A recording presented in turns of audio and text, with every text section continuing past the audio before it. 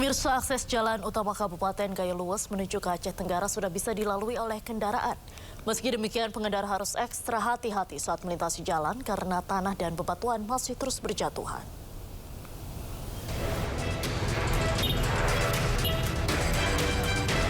Akses jalan utama yang terletak di Desa Tetumpun, Kecamatan Putri Betung, Kabupaten Gayo Luas menuju ke Aceh Tenggara yang sempat terputus, kini bisa dilalui kembali. Meski badan jalan sempit karena sebagian tertutup bebatuan dan tanah longsor, pengendara tetap berusaha menerobos dengan ekstra hati-hati. Tanah dan bebatuan juga masih berjatuhan akibat kondisi tanah yang tidak stabil. Polisi juga terus berjaga di sejumlah titik lokasi yang masih rentan akan terjadinya longsor. Belum bisa jalan bang, kalau dipaksakan tergantung darah lagi. Dan air ke sana sama jalan sini. Sopirnya belum bisa bang, kok mobil ini bang. Kalau nggak ahli sopirnya mau ke bawah tuh kita bang. Oke, siap. Tapi bisa bang ya, sempat bisa bang ya masuk ke wilayah ini bang ya? Bisa, cuman kalau mobil kosong bisa lah. Cuman kok muatan jarang. Untuk kegiatan pembukaan jalan Aceh ini termasuk di Desa Penomon ini jalan amblas dan longsor, sehingga kami menempatkan personil untuk mengamankan sehingga mengamankan masyarakat dalam melewati lintasan jalan yang baru dibuka selama kurang lebih memasuki hari ke-24. Akses jalan utama Kabupaten Gayo Luas menuju ke Aceh Tenggara sudah bisa dilalui oleh kendaraan. Akses darat yang juga sudah pulih di Aceh adalah jalur Takenggon Benar Meriah. Selain di Aceh, ada 4 akses darat yang sudah pulih di Sumatera Barat, antara lain Sikalau Lembah Melintang, Sawah Suduk Koto Hilalan, Solok Nagari Pinanggahan, dan Padang Mantuang Kayu Tanam. Dari Kabupaten Gayo Luas Aceh, Medi Arjuna, iNews melaporkan. Dan untuk mengetahui informasi kondisi terkini di sana, kita sudah terhubung dengan jurnalis iNews Dosaino Ariga di Gayo Luas Aceh. Selamat malam, Dosaino Ariga. Bagaimana situasi terkini di Gayo Luas? Iya, selamat malam kembali, Mbak. Saat ini kondisi di Kabupaten Gayo Luas terkait dengan penerangan 4 kecamatan hanya dapat penerangan dengan secara bergilir. Kemudian 7 kecamatan lainnya padam total.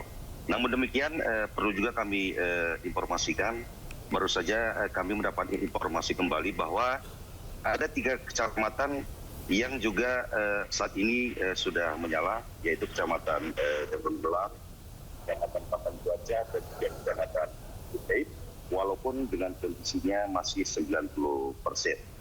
Kemudian akibat akses jalan, pemadaman ini memang dilakukan karena memang akses jalan yang tidak bisa mengangkut bahan bakar yang biasa memakai tangki minyak, saat ini menjadi diangkut memakai kendaraan kol diesel.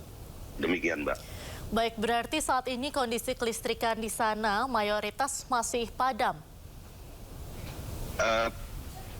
Perlu juga kami informasikan tentang demikian, Mbak, yang padam total saat ini sisa 4 kecamatan, yaitu Kecamatan Rangun, Kecamatan Pining, Kecamatan Tripujaya, dan juga Kecamatan Putri Betung. Pemadaman total ini menurut informasi yang kami terima juga, ini memang karena akses jalan yang tidak memungkinkan membawa beberapa fasilitas dari pihak PLN. Demikian, Mbak. Baik, sementara itu untuk progres pemulihan infrastruktur di sana seperti apa? Apakah masih ada akses yang terputus? Di Kabupaten Gayo Luas saat ini untuk sementara yang bisa dilalui yaitu Gayo Luas ke Kabupaten Aceh Tenggara, kemudian Kabupaten Gayo Luas dan Kabupaten Abdia melalui jalur alternatif yang memang betul-betul tidak bisa dilalui saat ini, yaitu Gayo Luas Aceh Timur dan Gayo Luas Kabupaten Aceh Tengah. Demikian, Mbak. Baik, untuk distribusi bantuan di sana seperti apa? Apakah sudah merata dibagikan ke masyarakat terdampak? Untuk distribusi bantuan menurut informasi yang kami dapatkan, hampir semua lokasi sudah tersampaikan distribusi untuk logistik, baik beras maupun lainnya. Namun ada satu kecamatan yang hingga saat ini masih terisolir, yaitu Kecamatan Pining, yang hingga ini memang akses jalannya benar-benar belum bisa ditembus, baik itu untuk roda 4 maupun roda 2. Demikian, Mbak. Baik, terima kasih. Dosaino Ariga melaporkan langsung dari Gayo Lues, Aceh. Selamat malam, selamat kembali bertugas dan tetap berhati-hati di sana. Tamiang, kita sudah terhubung dengan Tengku Muhammad Hasbullah, warga Aceh Tamiang. Selamat malam Pak Tengku, bisa diceritakan bagaimana kondisi terkini di Aceh Tamiang? Selamat malam Mbak, saat ini kondisi Aceh Tamiang sudah melakukan tahap pemulihan. Namun saat ini warga Aceh Tamiang sangat membutuhkan uluran tangan para donatur untuk mengenai tempat tinggal, yang mana saat ini tempat tinggal yang ada itu sudah pada hanyut. Kemudian untuk tempat tinggal sementara diperlukan tenda-tenda family, kemudian perlu juga air bersih, kemudian untuk daripada alat dapur masak, hari ini masyarakat Aceh Tamiang sangat membutuhkan uluran tangan daripada donatur-donatur. Dan untuk listrik saat ini di Aceh Tamiang sebagian sudah hidup, namun masih banyak dilakukan perbaikan di daerah-daerah desa-desa yang saat ini yang memang banyak jalur listrik, kabel-kabel utama yang masih putus, Mbak. Baik, untuk pasokan air bersih di sana seperti apa, Mas Tengku? Kalau pasokan air bersih saat ini kita banyak masuk dari Sumatera Utara, di wilayah Sibolga banyak mengirim melalui tangki-tangki. Dan hari ini juga setiap tangki yang masuk kita masih kekurangan tong-tong air, Mbak. Baik, kemudian menampung air bersih. Untuk pemulihan jalan yang terputus atau infrastruktur di sana, apakah sudah berlanjut? Kalau untuk mengenai jembatan terputus, saat ini ada jalan-jalan alternatif seperti kampung-kampung yang memang jauh dari perkotaan itu menggunakan boot untuk mengangkut logistik untuk masyarakat yang ada di sana, Mbak. Distribusi bantuan apakah di sana sudah merata, Bung? Kalau merata hampir diupayakan sampai, namun saat ini masih terbilang kurang karena akses jalan memang hari ini sangat penuh lumpur dan jauh, karena akses untuk ke desa-desa yang penyeberangan sungai, jembatan yang terputus ini salah satu terkendala, Mbak. Untuk menggunakan boot juga, kita hari ini hampir boot itu kan hanyut ketika memang banjir besar kemarin, Mbak. Kondisi pengungsi di sana seperti apa? Apakah mengeluhkan sejumlah penyakit ketika di pengungsian? Untuk saat ini yang dikeluhkan masyarakat warga Aceh Tamiang, Mbak, mengenai nyamuk yang memang saat ini perlu kelambu untuk tidur, Mbak. Baik, terima kasih Bung Tengku Muhammad atas waktunya sudah bergabung dengan Breaking News iNews TV hari ini. Salam sehat selalu, Bung, tetap berhati-hati.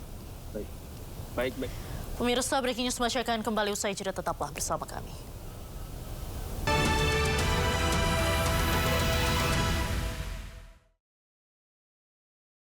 Kecamatan Palembayan, Kabupaten Agam, Provinsi Sumatera Barat menjadi lokasi terparah bencana banjir bandang dan tanah longsor. Masyarakat terdampak mendapat bantuan dari TNI Polri dan tim SAR gabungan dengan melakukan pembersihan rumah dan fasilitas umum.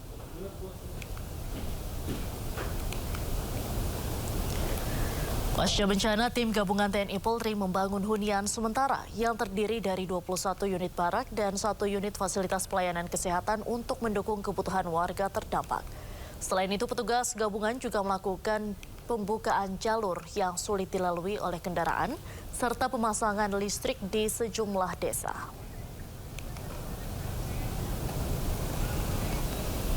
Dan untuk mengetahui informasi kondisi terkini di Kabupaten Agam, Sumatera Barat, kita sudah terhubung dengan jurnalis iNews Wahyu Sikumbang. Selamat malam, Wahyu. Bagaimana kondisi terkini di Kabupaten Agam, Sumatera Barat? Ya, selamat malam. dan pemirsa. Saat ini saya sedang berada di Jalan Lintas Bukit Tinggi Pasaman di Kecamatan Palupu, perbatasan dengan Kecamatan Palembayan. Di beberapa tempat di daerah ini saat ini sudah sebagian besar sudah mulai terang ya, listrik sudah mulai menyala. Sebelumnya daerah-daerah ini di pinggir jalan ini gelap gulita, tapi dengan bantuan dari TNI dan Polri yang membantu memasang jaringan-jaringan listrik seperti tiang-tiang listrik dan jaringan kabel-kabelnya, saat ini sudah mulai menyala lagi. Termasuk dengan daerah-daerah yang sebelumnya daerah-daerah terisolir itu juga sudah mulai terjangkau. Seperti di daerah ini, saya tempat berbincang tadi dengan pemilik warung bahwa dalam 15 hari ini sudah listrik di daerah ini sudah menyala, gitu. Baik, untuk kondisi pasokan air bersih di sana seperti apa? Ya, termasuk juga dengan pasokan air bersih. Untuk di Kecamatan Palembayan, di posko-posko dan di tempat-tempat pengungsian itu bagi warga yang bagi daerah-daerah yang kekurangan butuh pasokan air bersih itu bisa mengontak petugas damkar melalui wali nagarinya di posko-posko, termasuk juga dengan kepada PMI Kabupaten Agam dan damkar itu selalu sedia untuk memasok aliran listrik, kebutuhan air bersih. Itu di Kecamatan Palembayan, itu juga termasuk di daerah kawasan Danau Meninjau. Kemarin sempat terkendala pasokan air bersih karena jalannya yang tertutup material longsor dan juga jembatan-jembatan darurat yang hanyut gara-gara diterjang arus banjir. Namun sekarang jalan-jalan dan jembatan itu sudah dibangun kembali. Begitu. Baik, untuk kondisi para pengungsi di beberapa posko pengungsian ini seperti apa? Apakah ada yang dikeluhkan? Boleh diceritakan atau dieksplor di sana seperti apa? Ya, pengungsi sendiri saat ini sudah mulai berkurang ya. Dari sebelumnya 4.000, data terakhir tadi malam itu sekitar sudah menyusut kembali sekitar 3.000-an. Itu para pengungsi sudah ada yang banyak yang kembali ke rumahnya masing-masing dan juga ada yang menempati hunian-hunian di rumah-rumah warga dan di rumah-rumah keluarganya. Kebutuhan saat ini ada beberapa pengungsi yang mulai sakit-sakitan dan mulai masuk memeriksakan dirinya ke posko-posko kesehatan. Namun tidak begitu banyak. Seperti kemarin yang di pesantren itu ada sekitar 15 orang yang sakit sampai dirawat, namun sekarang sudah sembuh. Itu informasi terakhir dari Kepala Dinas Komunikasi dan Informasi Kabupaten Agam sore tadi menyampaikan begitu.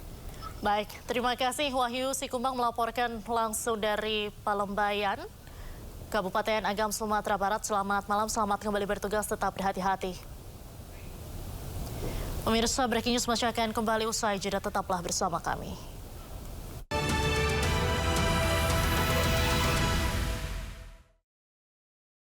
Dan untuk mengetahui informasi terkini, kita sudah terhubung dengan jurnalis iNews Sukriyadi Tanjung di Tapanuli Tengah.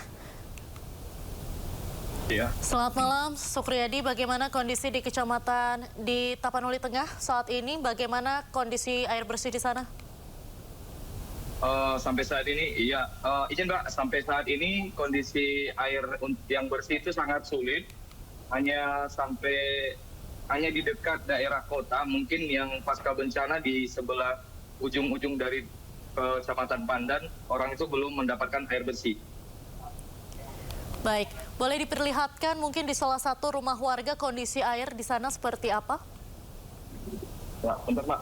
Kita juga akan menunjukkan kondisi warga di sini itu menggunakan galon air untuk mengangkut air. Ada juga yang membeli air supaya bisa mendapatkan air bersih. Ini seperti sekarang ini saya sedang berada di rumah warga. Ini ada yang 3.000 satu jerigen yang seperti ini, yang segini 2.000.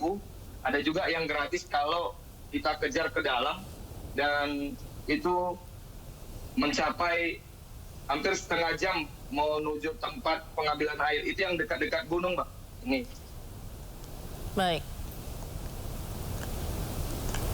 Baik, Sukriyadi, untuk kondisi kelistrikan di sana apakah sudah seluruhnya pulih atau masih ada beberapa wilayah yang padam di Tapanuli Tengah?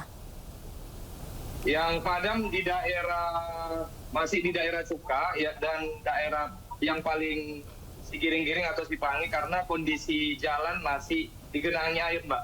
Karena sungai masih diisi dengan gelondongan kayu yang begitu banyak, akhirnya aliran air itu ke jalan dan menyebabkan rumah warga terendam lumpur dan sungai, dan aliran listrik PLN itu belum berani menghidupkan, Mbak. Nanti takutnya terjadi hal-hal yang tidak kita inginkan. Masih ada wilayah yang terisolirkah saat ini? Masih ada, Mbak, informasi dari Basarnas dan juga Kadiskominfo tadi sore sekitar jam 5, ada 8 desa yang masih terisolir di daerah Tapanuli Tengah. Itu di 4 kecamatan, Mbak. Baik, terima kasih atas laporan Anda. Sukriyadi melaporkan langsung dari Kecamatan Pandan, Tapanuli Tengah. Selamat malam, selamat kembali bertugas, tetap berhati-hati.